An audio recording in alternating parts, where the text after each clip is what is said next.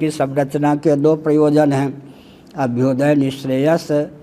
पुरुषार्थ चतुष्टय को कदाचित दो ही शब्दों में गुम्फित करने की भावना हो तो अभ्युदय निःश्रेयस। ये दोनों शब्द वैशेषिक दर्शन के दूसरे शब्द सूत्र के अनुसार हमने समुद्रित किया है।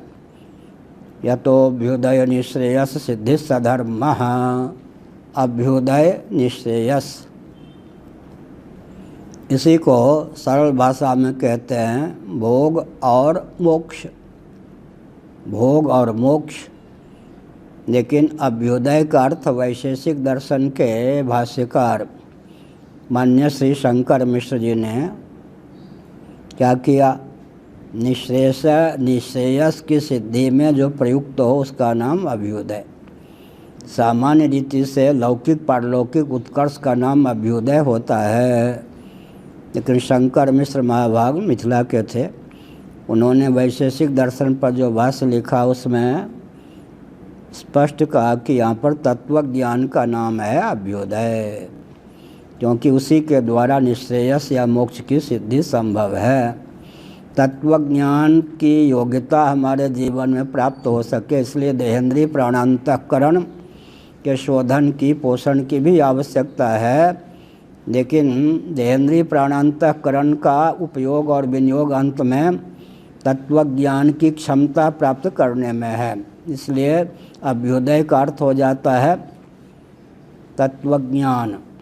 या तो अभ्युदय निःश्रेयस सिद्धि स धर्म, जिसके द्वारा तत्वज्ञान की समुपलब्धि हो, तत्वज्ञान के द्वारा निःश्रेयस अर्थात मोक्ष की सिद्धि हो। इसका अर्थ होता है मोक्ष को लेकर भी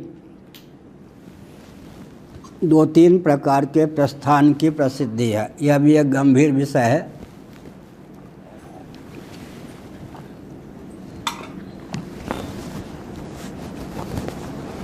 पहला प्रस्थान क्या है, कर्म से मोक्ष होता है, मीमांसकों का प्रस्थान। और हमारे आस्थास्पद दयानंद स्वामी का प्रस्थान सत्यार्थ प्रकाश के अनुसार कर्म से वो मोक्ष मानते हैं, कर्म से मोक्ष मानते हैं, कर्म से मुक्ति समुपलब्ध होती है। एक प्रस्थान यह है। भक्तों का प्रस्थान है कि उपासना से मोक्ष की समुपलब्धि होती है। जो मानते हैं कि उपासना का फल मोक्ष है, उनके यहाँ जीवन मुक्ति की गाथा चरितार्थ नहीं है। वो स्वयं ही जीवन मुक्त कोई हो सकता है ये नहीं मानते, क्योंकि जीवन मुक्ति विदेह मुक्ति की गाथा तो तत्वज्ञान से मोक्ष को मानने वालों के प्रस्थान में ही चरितार्थ है। तो प्रायः भक्त जो हैं वे उपासना का फल मोक्ष मानते हैं। तीसरा प्रस्थान क्या है, ज्ञान से मोक्ष होता है।